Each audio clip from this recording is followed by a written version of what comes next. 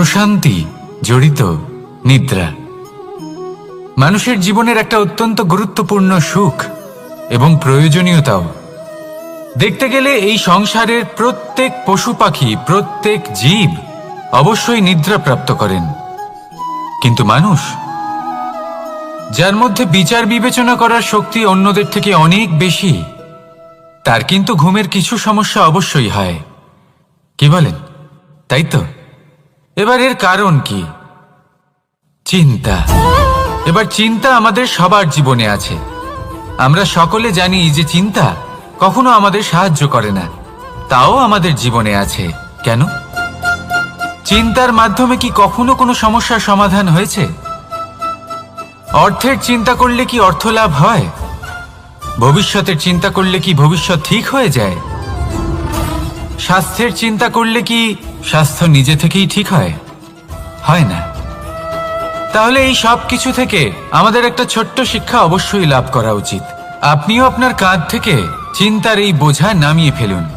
আর এই সব ইচ্ছে একত্রিত হয়ে আমাদের মনে চিন্তা উৎপন্ন করে। তাই এই চিন্তাগুলিকে ত্যাগ করুন। প্রকৃতির প্রেমের উপর বিশ্বাস রাখুন। মনে রাখবেন, যিনি চিন্তামুক্ত হবেন তিনি চিতামুক্ত হবেন। সুখের নিদ্রা প্রাপ্ত করুন, আর নিদ্রায় যাবার আগে আমার সাথে ভালোবেসে বলুন, রাধা রাধা।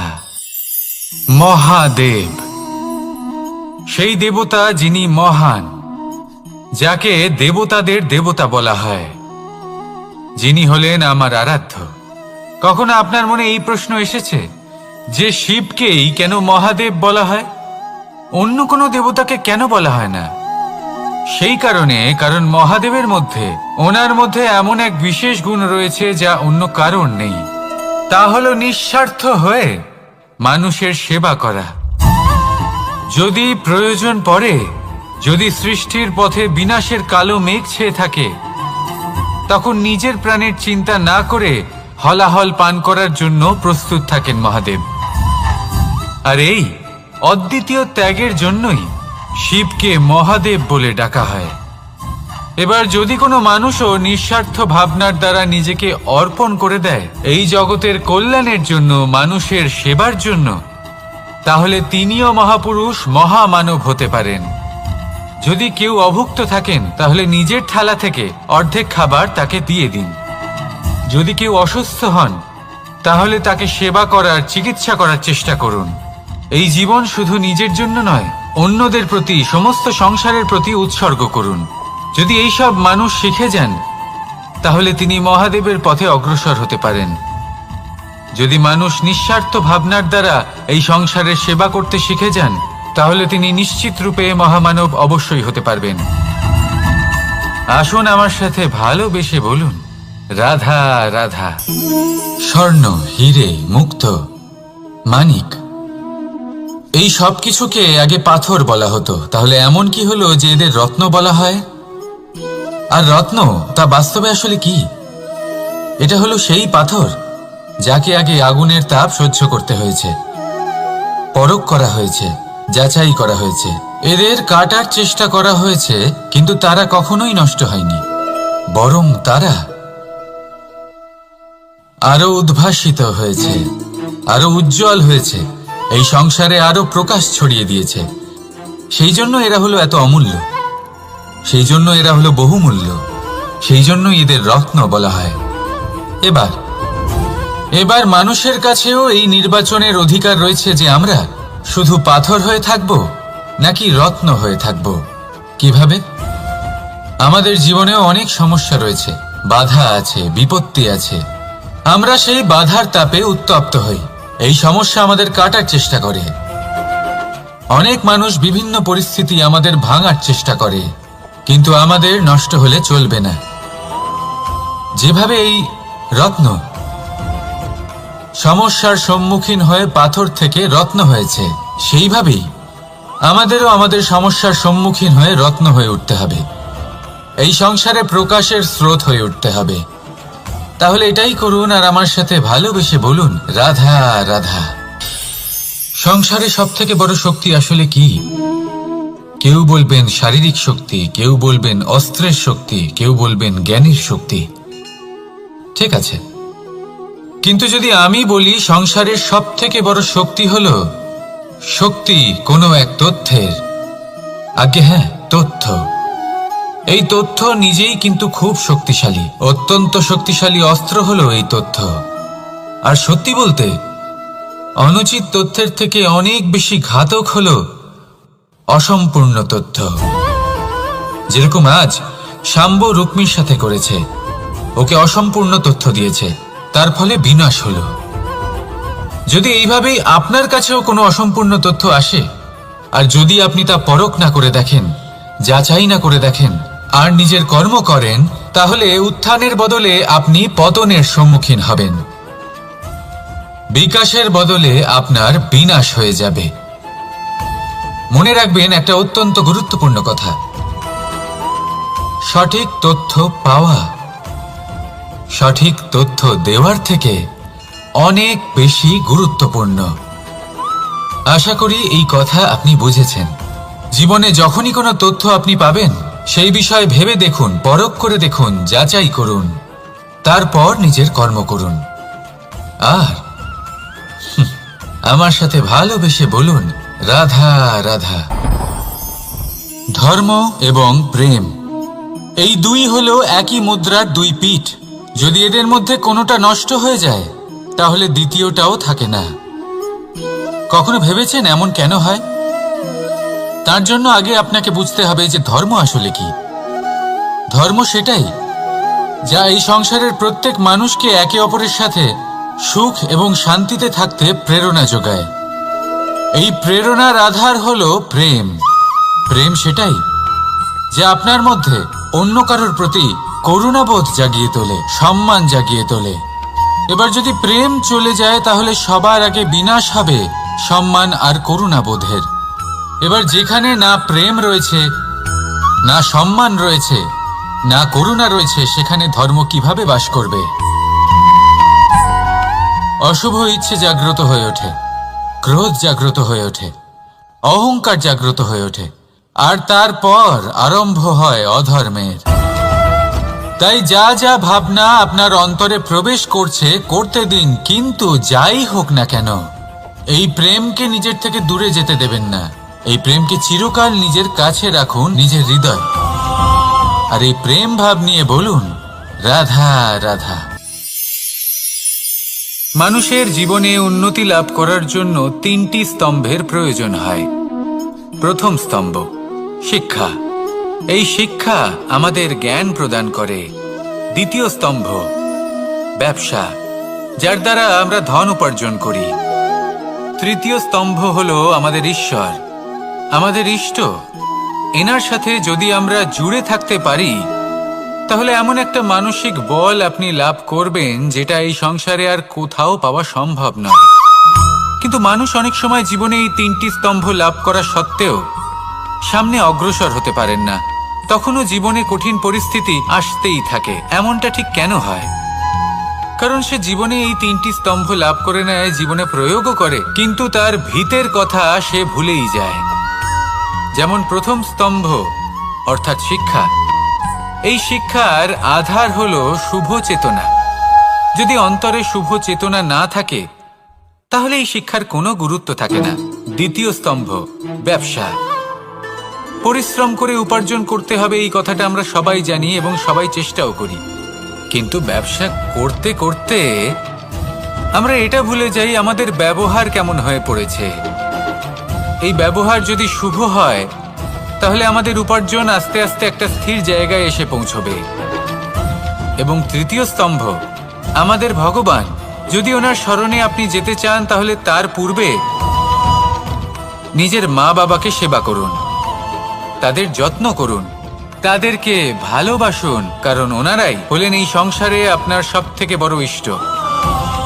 তাহলে তিন স্তম্ভের সাথে সাথে তাদের আধারকেও নিজের জীবনে প্রাধান্য দিন। কোনো সমস্যা আসবে না, জীবনে একের পর এক উন্নতি করবেন এবং এই মন প্রসন্ন হয়ে বলবে, রাধা রাধা। সুখ, দুঃখ এবং শক্তি, এই তিন হলো এই সংসারের ত্রিদেবের মতো। আমাদের জীবনে যা কিছু ঘটছে এই তিনটির ভিত্তির উপরেই হচ্ছে। আসলে এই সংসারের একটা নিয়ম আছে, যখনই আপনি কিছু লাভ করেন এই সংসার আপনার পরীক্ষা নেয়। এটা জানার জন্য আপনার পরীক্ষা নেয় যে আপনি যা কিছুই লাভ করেছেন আপনি কি আদৌ সেটার যোগ্য কিনা। ঠিক সেইভাবেই এই সুখ, দুঃখ এবং শক্তি আপনার পরীক্ষা নিয়ে থাকে। যখন সুখ আসে তখন সে আপনার পরীক্ষা নেয় যে আপনার মধ্যে অহংবোধ জাগ্রত হয়নি তো। যদি অহংবোধ চলে আসে তাহলে সুখ সেখানেই সঙ্গ ত্যাগ করে। দুঃখ আপনার ধৈর্যের পরীক্ষা নিতে থাকে, আর যদি আপনার মধ্যে ধৈর্য না থাকে তাহলে এটা আপনাকে আরো বেশি দুঃখের গভীর অন্ধকারে ঠেলে দেবে। সেখানে শক্তি পরীক্ষা নেয় আপনার বিনম্রতার। যদি আপনি বিনম্র না হন তাহলে হয় এই শক্তি আপনার সঙ্গ ত্যাগ করবে, নয় এই শক্তি বিনম্রতার অভাবে আপনার পতনের কারণ হতে পারে। এই সংসারে যে কোনো ব্যক্তি যিনি এই পরীক্ষায় উত্তীর্ণ হয়ে থাকেন এই জীবনে তিনি সাফল্য লাভ করেন। আসুন আমার সাথে ভালোবেসে বলুন, রাধা রাধা। ভয়ের সাথে আমরা সবাই পরিচিত, কষ্টও আমরা সবাই পেয়েছি। কখনো কখনো আমরা অসুস্থ হয়ে পড়ি, আর এমন সময় হলে মাতার মমতা, কখনো বাবার স্নেহ, কখনো বন্ধুদের পাশে থাকার অনুভূতি আমাদের রোগ নিরাময়ে সাহায্য করে। কখনো যদি আমরা নিরাশ হয়ে পড়ি, তখন যদি আমাদের কোনো আপনজন আমাদের দুটো ভালো কথা বলে তখন আমাদের মনোবল বেড়ে যায়। ঠিক তেমন সংসারের এই রঙ্গমঞ্চে যদি আপনি পীড়িত অনুভব করেন, কিছু শুভ কথা আলোচনা করুন, কিছু স্তুতি গান করুন, কিছু মুহূর্তের জন্য হলেও নিজের ইষ্টদেবের কথা স্মরণ করুন আর প্রার্থনা করুন। সাহস বাড়বে, শক্তিও বৃদ্ধি পাবে এবং সামনে এগিয়ে চলার পথও দেখতে পাবেন। তখন এই মন প্রসন্ন হয়ে বলবে, রাধা রাধা।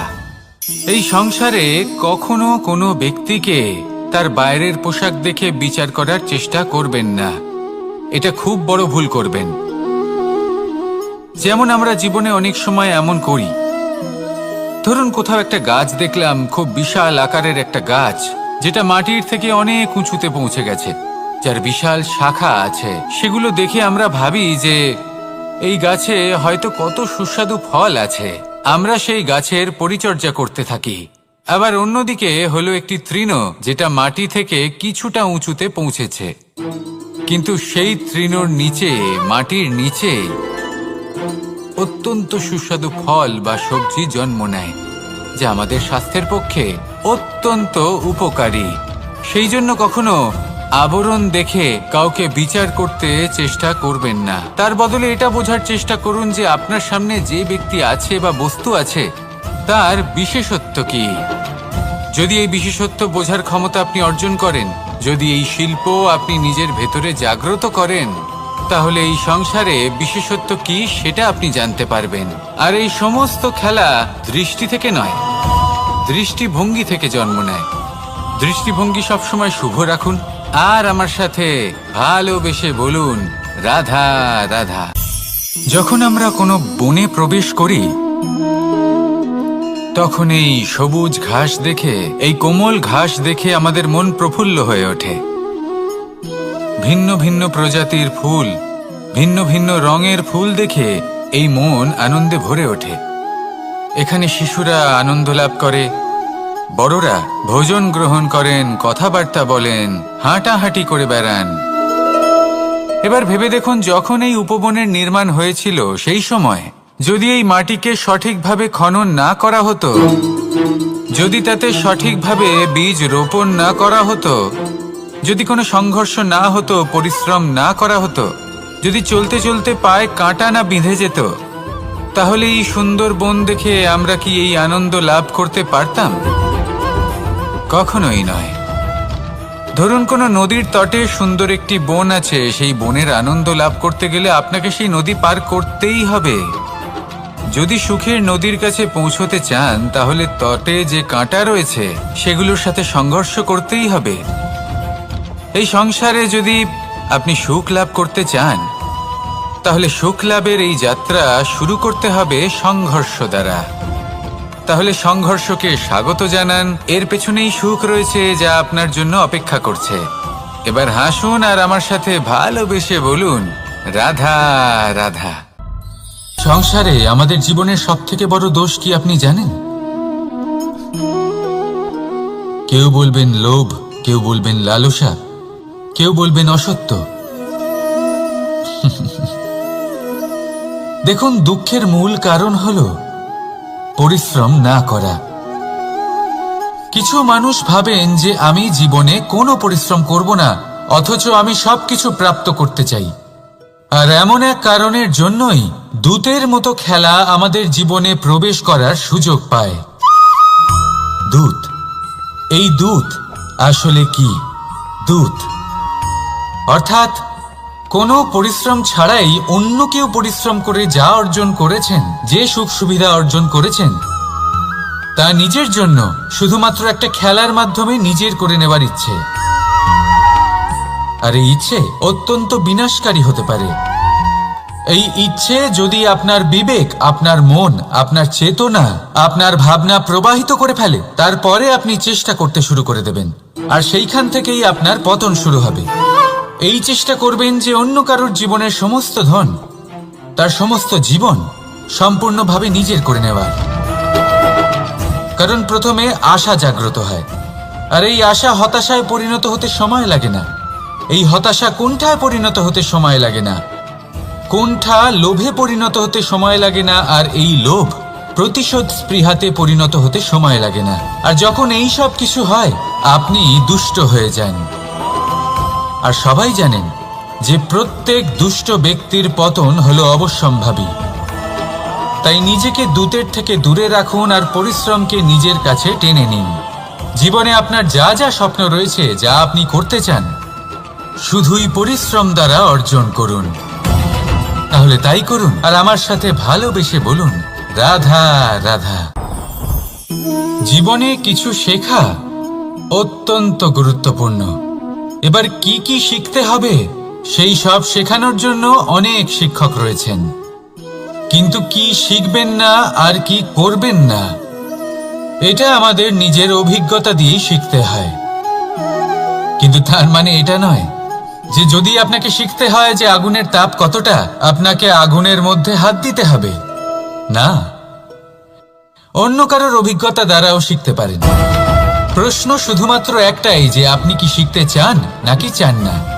যদি আপনি এটাই ভাবেন যে আমি শুধুই নিজের অভিজ্ঞতা দ্বারাই শিখতে চাই, তাহলে জীবনকাল ছোট মনে হবে, অনেক কিছুই শিখতে পারবেন না। তাই নিজের সাথে সাথে বড়দের অভিজ্ঞতা দ্বারাও শেখা শুরু করে দিন। এই সংসারের অভিজ্ঞতা দ্বারা শিখতে শুরু করে দিন। আর এটা নিশ্চিত রূপে শেখা আবশ্যক যে কখন কি করবেন না, কোথায় থামতে হবে আর কোথায় থামবেন না। তাহলে আসুন আর আমার সাথে ভালোবেসে বলুন, রাধা রাধা। ভোজন। এবার ভোজন সংগ্রহ করার জন্য মানুষ কি না করেন, সব সময় চেষ্টা করতে থাকেন। ফসল উৎপাদনের জন্য অনেক পরিশ্রম করতে থাকেন, কিন্তু অনেক সময় অনেক পরিশ্রম করার পরেও ফসল ভালো উৎপাদন হয় না। এর কারণ কি? কারণ হলো এটাই যে আপনি পরিশ্রম হয়তো অনেক করেছেন, কিন্তু আপনার নজর তো সেই বীজের দিকে ছিলই না যা আপনি রোপণ করেছেন। সেই জন্য সব সময় কোনো বীজ রোপণ করার আগে তাকে পরখ করে দেখুন, তা অত্যন্ত আবশ্যক। আর সেইভাবেই যখনই কোনো কর্মের প্রশ্ন আসে, তাহলে সেখানে শুধুমাত্র পরিশ্রম যথেষ্ট নয়। সেই কাজের প্রতি আপনার কর্তব্য কি, আপনার উদ্দেশ্য কি, সেটা জানা হলো অত্যন্ত গুরুত্বপূর্ণ। তাই কর্ম করুন, কিন্তু সেই কর্মের প্রতি আপনার যা উদ্দেশ্য তার মাহাত্ম্য বুঝতে চেষ্টা করুন। তাহলে আসুন আমার সাথে ভালোবেসে বলুন, রাধা রাধা। প্রশান্তি জড়িত নিদ্রা। মানুষের জীবনের একটা অত্যন্ত গুরুত্বপূর্ণ সুখ এবং প্রয়োজনীয়তাও। দেখতে গেলে এই সংসারের প্রত্যেক পশু পাখি, প্রত্যেক জীব অবশ্যই নিদ্রা প্রাপ্ত করেন, কিন্তু মানুষ, যার মধ্যে বিচার বিবেচনা করার শক্তি অন্যদের থেকে অনেক বেশি, তার কিন্তু ঘুমের কিছু সমস্যা অবশ্যই হয়। কি বলেন, তাই তো? এবার এর কারণ কি? চিন্তা। এবার চিন্তা আমাদের সবার জীবনে আছে। আমরা সকলে জানি যে চিন্তা কখনো আমাদের সাহায্য করে না, তাও আমাদের জীবনে আছে। কেন? চিন্তার মাধ্যমে কি কখনো কোনো সমস্যার সমাধান হয়েছে? অর্থের চিন্তা করলে কি অর্থ লাভ হয়? ভবিষ্যতের চিন্তা করলে কি ভবিষ্যৎ ঠিক হয়ে যায়? স্বাস্থ্যের চিন্তা করলে কি স্বাস্থ্য নিজে থেকেই ঠিক হয়? হয় না। তাহলে এই সব কিছু থেকে আমাদের একটা ছোট্ট শিক্ষা অবশ্যই লাভ করা উচিত। আপনিও আপনার কাঁধ থেকে চিন্তার এই বোঝা নামিয়ে ফেলুন। আর এই সব ইচ্ছে একত্রিত হয়ে আমাদের মনে চিন্তা উৎপন্ন করে। তাই এই চিন্তাগুলিকে ত্যাগ করুন। প্রকৃতির প্রেমের ওপর বিশ্বাস রাখুন। মনে রাখবেন, যিনি চিন্তামুক্ত হবেন তিনি চিতামুক্ত হবেন। সুখের নিদ্রা প্রাপ্ত করুন, আর নিদ্রায় যাবার আগে আমার সাথে ভালোবেসে বলুন, রাধা রাধা। মহাদেব সেই দেবতা যিনি মহান, যাকে দেবতাদের দেবতা বলা হয়, যিনি হলেন আমার আরাধ্য। কখনো আপনার মনে এই প্রশ্ন এসেছে যে শিবকেই কেন মহাদেব বলা হয়, অন্য কোনো দেবতাকে কেন বলা হয় না? সেই কারণ মহাদেবের মধ্যে, ওনার মধ্যে এমন এক বিশেষ গুণ রয়েছে যা অন্য কারণ নেই। তা হলো নিঃস্বার্থ হয়ে মানুষের সেবা করা। যদি প্রয়োজন পড়ে, যদি সৃষ্টির পথে বিনাশের কালো মেঘ ছেয়ে থাকে, তখন নিজের প্রাণের চিন্তা না করে হলাহল পান করার জন্য প্রস্তুত থাকেন মহাদেব। আর এই অদ্বিতীয় ত্যাগের জন্যই শিবকে মহাদেব বলে ডাকা হয়। এবার যদি কোনো মানুষও নিঃস্বার্থ ভাবনার দ্বারা নিজেকে অর্পণ করে দেয় এই জগতের কল্যাণের জন্য, মানুষের সেবার জন্য, তাহলে তিনিও মহাপুরুষ, মহামানব হতে পারেন। যদি কেউ অভুক্ত থাকেন, তাহলে নিজের থালা থেকে অর্ধেক খাবার তাকে দিয়ে দিন। যদি কেউ অসুস্থ হন, তাহলে তাকে সেবা করার, চিকিৎসা করার চেষ্টা করুন। এই জীবন শুধু নিজের জন্য নয়, অন্যদের প্রতি, সমস্ত সংসারের প্রতি উৎসর্গ করুন। যদি এইসব মানুষ শিখে যান, তাহলে তিনি মহাদেবের পথে অগ্রসর হতে পারেন। যদি মানুষ নিঃস্বার্থ ভাবনার দ্বারা এই সংসারের সেবা করতে শিখে যান, তাহলে তিনি নিশ্চিত রূপে মহামানব অবশ্যই হতে পারবেন। আসুন আমার সাথে ভালোবেসে বলুন, রাধা রাধা। স্বর্ণ, হিরে, মুক্ত, মানিক, এই সব কিছুকে আগে পাথর বলা হতো। তাহলে এমন কি হলো যে এদের রত্ন বলা হয়? আর রত্ন তা বাস্তবে আসলে কি? এটা হলো সেই পাথর যাকে আগে আগুনের তাপ সহ্য করতে হয়েছে, পরখ করা হয়েছে, যাচাই করা হয়েছে, এদের কাটার চেষ্টা করা হয়েছে, কিন্তু তারা কখনোই নষ্ট হয়নি, বরং তারা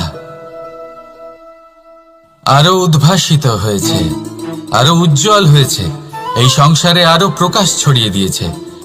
সেই জন্য এরা হলো এত অমূল্য, সেই জন্য এরা হলো বহুমূল্য, সেই জন্য এদের রত্ন বলা হয়। এবার মানুষের কাছেও এই নির্বাচনের অধিকার রয়েছে যে আমরা শুধু পাথর হয়ে থাকব নাকি রত্ন হয়ে থাকব। কিভাবে? আমাদের জীবনেও অনেক সমস্যা রয়েছে, বাধা আছে, বিপত্তি আছে। আমরা সেই বাধার তাপে উত্তপ্ত হই, এই সমস্যা আমাদের কাটার চেষ্টা করে। অনেক মানুষ বিভিন্ন পরিস্থিতি আমাদের ভাঙার চেষ্টা করে, কিন্তু আমাদের নষ্ট হলে চলবে না। যেভাবে এই রত্ন সমস্যার সম্মুখীন হয়ে পাথর থেকে রত্ন হয়েছে, সেইভাবেই আমাদেরও আমাদের সমস্যার সম্মুখীন হয়ে রত্ন হয়ে উঠতে হবে, এই সংসারে প্রকাশের স্রোত হয়ে উঠতে হবে। তাহলে এটাই করুন আর আমার সাথে ভালোবেসে বলুন, রাধা রাধা। সংসারে সব থেকে বড় শক্তি আসলে কি? কেউ বলবেন শারীরিক শক্তি, কেউ বলবেন অস্ত্রের শক্তি, কেউ বলবেন জ্ঞানের শক্তি। ঠিক আছে, কিন্তু যদি আমি বলি সংসারের সব থেকে বড় শক্তি হল শক্তি কোনো এক তথ্যের, আগে হ্যাঁ, তথ্য। এই তথ্য নিজেই কিন্তু খুব শক্তিশালী, অত্যন্ত শক্তিশালী অস্ত্র হলো এই তথ্য। আর সত্যি বলতে অনুচিত তথ্যের থেকে অনেক বেশি ঘাতক হলো অসম্পূর্ণ তথ্য। যেরকম আজ শাম্ব রুক্মির সাথে করেছে, ওকে অসম্পূর্ণ তথ্য দিয়েছে, তার ফলে বিনাশ হলো। যদি এইভাবেই আপনার কাছেও কোনো অসম্পূর্ণ তথ্য আসে, আর যদি আপনি তা পরখ না করে দেখেন, যাচাই না করে দেখেন, আর নিজের কর্ম করেন, তাহলে উত্থানের বদলে আপনি পতনের সম্মুখীন হবেন। বিকাশের বদলে আপনার বিনাশ হয়ে যাবে। মনে রাখবেন একটা অত্যন্ত গুরুত্বপূর্ণ কথা, সঠিক তথ্য পাওয়া সঠিক তথ্য দেওয়ার থেকে অনেক বেশি গুরুত্বপূর্ণ।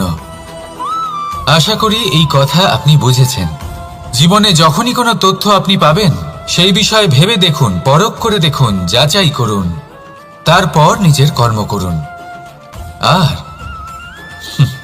আমার সাথে ভালোবেসে বলুন, রাধা রাধা। ধর্ম এবং প্রেম, এই দুই হলো একই মুদ্রার দুই পিঠ।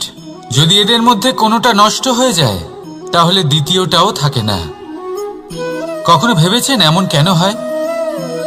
তার জন্য আগে আপনাকে বুঝতে হবে যে ধর্ম আসলে কি। ধর্ম সেটাই যা এই সংসারের প্রত্যেক মানুষকে একে অপরের সাথে সুখ এবং শান্তিতে থাকতে প্রেরণা যোগায়। এই প্রেরণার আধার হলো প্রেম। প্রেম সেটাই যা আপনার মধ্যে অন্য কারোর প্রতি করুণাবোধ জাগিয়ে তোলে, সম্মান জাগিয়ে তোলে। এবার যদি প্রেম চলে যায়, তাহলে সবার আগে বিনাশ হবে সম্মান আর করুণাবোধের। এবার যেখানে না প্রেম রয়েছে, না সম্মান রয়েছে, না করুণা রয়েছে, সেখানে ধর্ম কিভাবে বাস করবে? অশুভ ইচ্ছে জাগ্রত হয়ে ওঠে, ক্রোধ জাগ্রত হয়ে ওঠে, অহংকার জাগ্রত হয়ে ওঠে, আর তারপর আরম্ভ হয় অধর্মের।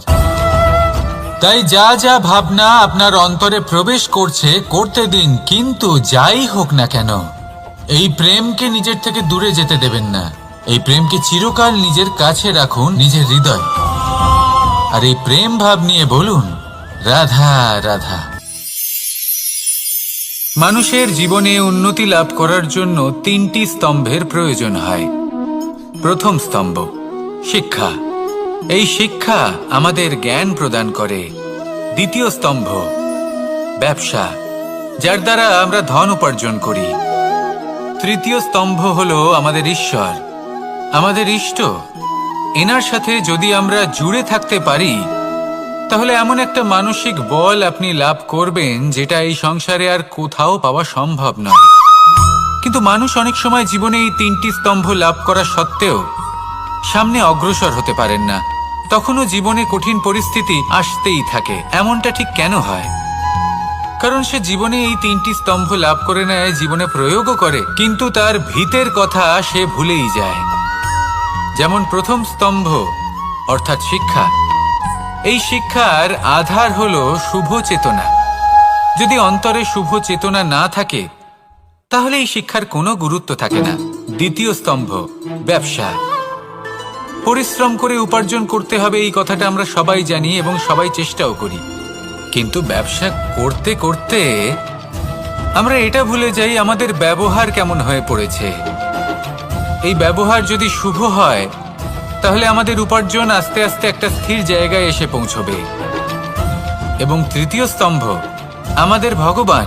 যদি ওনার স্মরণে আপনি যেতে চান, তাহলে তার পূর্বে নিজের মা বাবাকে সেবা করুন, তাদের যত্ন করুন, তাদেরকে ভালোবাসুন, কারণ ওনারাই হলেন এই সংসারে আপনার সব থেকে বড় ইষ্ট। তাহলে তিন স্তম্ভের সাথে সাথে তাদের আধারকেও নিজের জীবনে প্রাধান্য দিন। কোনো সমস্যা আসবে না, জীবনে একের পর এক উন্নতি করবেন এবং এই মন প্রসন্ন হয়ে বলবে, রাধা রাধা। সুখ, দুঃখ এবং শক্তি এই তিন হলো এই সংসারের ত্রিদেবের মতো। আমাদের জীবনে যা কিছু ঘটছে এই তিনটির ভিত্তির উপরেই হচ্ছে। আসলে এই সংসারের একটা নিয়ম আছে, যখনই আপনি কিছু লাভ করেন এই সংসার আপনার পরীক্ষা নেয়। এটা জানার জন্য আপনার পরীক্ষা নেয় যে আপনি যা কিছুই লাভ করেছেন আপনি কি আদৌ সেটার যোগ্য কিনা। ঠিক সেইভাবেই এই সুখ, দুঃখ এবং শক্তি আপনার পরীক্ষা নিয়ে থাকে। যখন সুখ আসে তখন সে আপনার পরীক্ষা নেয় যে আপনার মধ্যে অহংবোধ জাগ্রত হয়নি তো। যদি অহংবোধ চলে আসে তাহলে সুখ সেখানেই সঙ্গ ত্যাগ করে। দুঃখ আপনার ধৈর্যের পরীক্ষা নিতে থাকে, আর যদি আপনার মধ্যে ধৈর্য না থাকে তাহলে এটা আপনাকে আরো বেশি দুঃখের গভীর অন্ধকারে ঠেলে দেবে। সেখানে শক্তি পরীক্ষা নেয় আপনার বিনম্রতার। যদি আপনি বিনম্র না হন তাহলে হয় এই শক্তি আপনার সঙ্গ ত্যাগ করবে, নয় এই শক্তি বিনম্রতার অভাবে আপনার পতনের কারণ হতে পারে। এই সংসারে যে কোনো ব্যক্তি যিনি এই পরীক্ষায় উত্তীর্ণ হয়ে থাকেন এই জীবনে তিনি সাফল্য লাভ করেন। আসুন আমার সাথে ভালোবেসে বলুন, রাধা রাধা। ভয়ের সাথে আমরা সবাই পরিচিত, কষ্টও আমরা সবাই পেয়েছি। কখনো কখনো আমরা অসুস্থ হয়ে পড়ি, আর এমন সময় হলে মাতার মমতা, কখনো বাবার স্নেহ, কখনো বন্ধুদের পাশে থাকার অনুভূতি আমাদের রোগ নিরাময়ে সাহায্য করে। কখনো যদি আমরা নিরাশ হয়ে পড়ি, তখন যদি আমাদের কোনো আপনজন আমাদের দুটো ভালো কথা বলে তখন আমাদের মনোবল বেড়ে যায়। ঠিক তেমন সংসারের এই রঙ্গমঞ্চে যদি আপনি পীড়িত অনুভব করেন, কিছু শুভ কথা আলোচনা করুন, কিছু স্তুতি গান করুন, কিছু মুহূর্তের জন্য হলেও নিজের ইষ্টদেবের কথা স্মরণ করুন আর প্রার্থনা করুন। সাহস বাড়বে, শক্তিও বৃদ্ধি পাবে এবং সামনে এগিয়ে চলার পথও দেখতে পাবেন। তখন এই মন প্রসন্ন হয়ে বলবে, রাধা রাধা। এই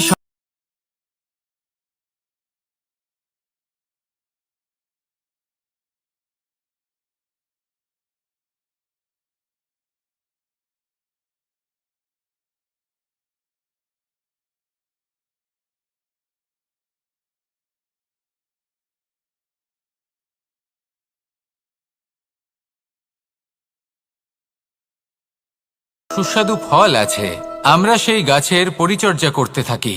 আবার অন্যদিকে হলো একটি তৃণ যেটা মাটি থেকে কিছুটা উঁচুতে পৌঁছেছে, কিন্তু সেই তৃণর নিচে, মাটির নিচে অত্যন্ত সুস্বাদু ফল বা সবজি জন্ম নেয়, যা আমাদের স্বাস্থ্যের পক্ষে অত্যন্ত উপকারী।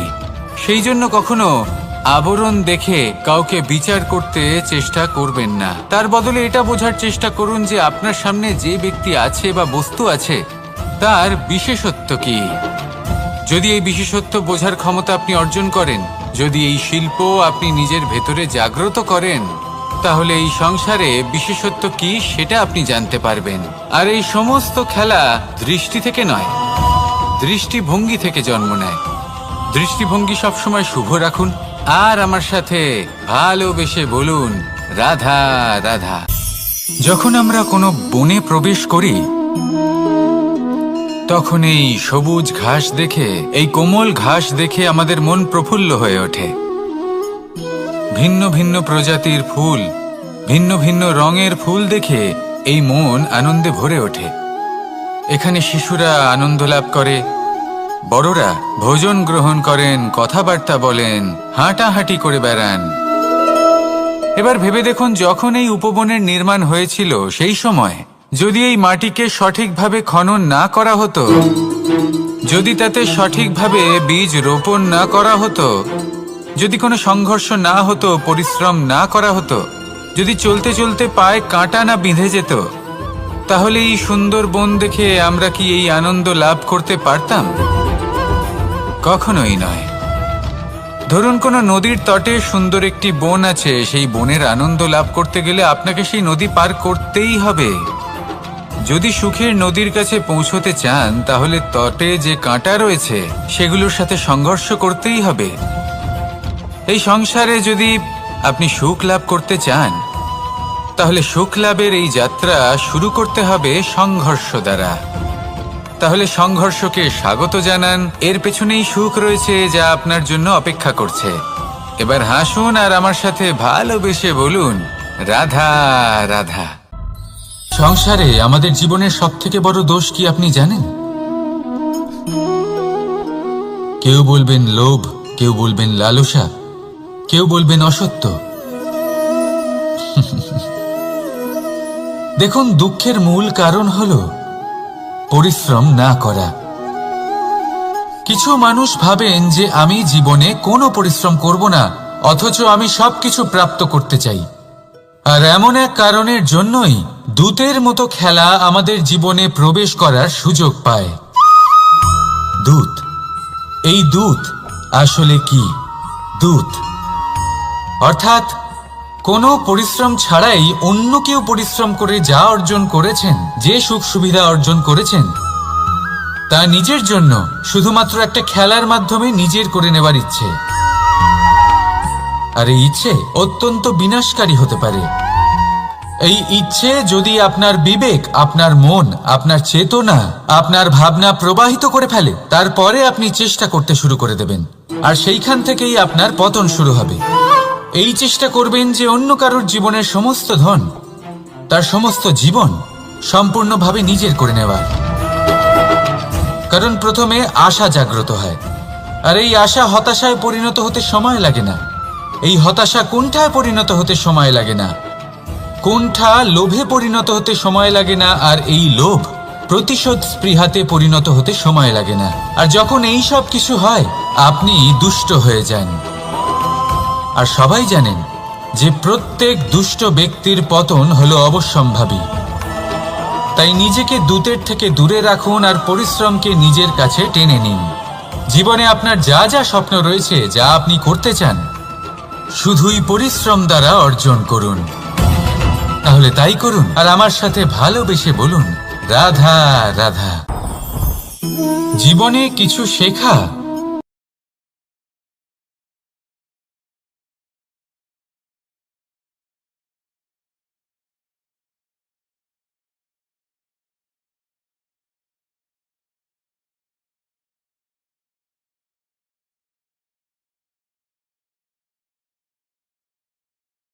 আগুনের তাপ কতটা, আপনাকে আগুনের মধ্যে হাত দিতে হবে না, অন্য কারোর অভিজ্ঞতা দ্বারাও শিখতে পারেন।